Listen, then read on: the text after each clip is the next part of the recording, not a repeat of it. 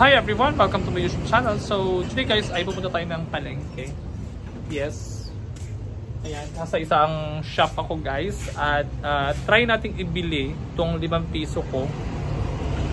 Ano nga kayang mabibili ng 5 piso sa ngayon guys? Meron pa bang mabibili ang 5 piso? So check natin guys. So ngayon guys, dito tayo sa isang tindahan dito sa bayan. Ayan. So you can see. So hahanap tayo ng pwede nating makain or mabili gamit lamang yung 5 piso guys. So ano nga kaya?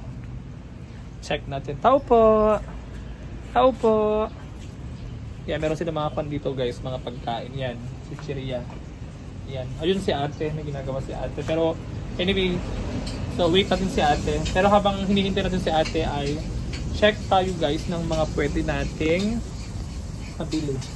Ayan. Meron pa bang mabibili ang 5 pesos guys? Meron pa kaya? Check natin. Feeling ko guys wala lang tayong mabibili kasi feeling ko ito mga biscuit or mga chichirya nila guys. Nasa around 8 to 10 pesos yung prices ng mga to. Ayan. So meron kaya.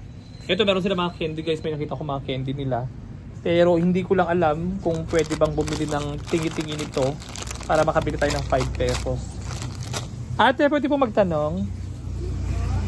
Pwede po bang bumili ng candy nyo sa mga nakabuong pack nyo ng 5 piso lang? Pwede po? Ay, hindi po pwede. Ay, hindi po pwede. Ay, bakit po? Pwede po ba? Ay, ano po mabibili ng 5 pesos ko kung hindi po kayo magbibigay ng tingin sa candy? Bakit pwede yung per piece lang sa candy po nyo? Baka masisira po ba? Or baka wala nang bibili?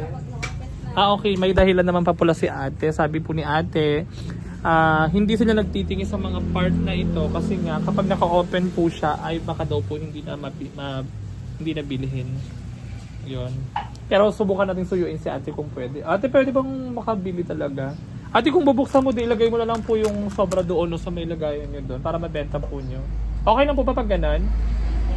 Ah, sige. Oh, wow, pwede po.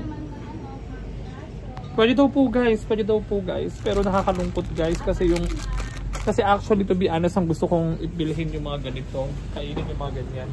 Kaso guys, talagang parang hanggang sa candy na lang talaga yung 5 piso natin sa ngayon. So ayun guys, ito na lang guys ang bibilin ko. Yan. Pero tingi lang talaga na 5 pesos. So ayun guys, so nakakalungkot dahil nag-try naman ako maghanap ng pwede kong mabibili dito. Pero parang talagang walang mabibili yung 5 pesos. Hindi ka na pwedeng bumili ng 5 pesos ng curls. Meron akong nakikitang curls dito pero feeling ko walang tigi 1 peso lang or 2 pesos. So sad to say, candy lang talaga ang pwedeng mabili ng 5 peso ko dito sa tindahan na ito na pwede kong kainin at this time. Pero naman sigurong 5 peso dyan gaya ng betchin or magic sarap siguro or paminta. Pero syempre sabi ko nga, gusto ko ng something na makakain ko. Anyway guys, so yun lang guys.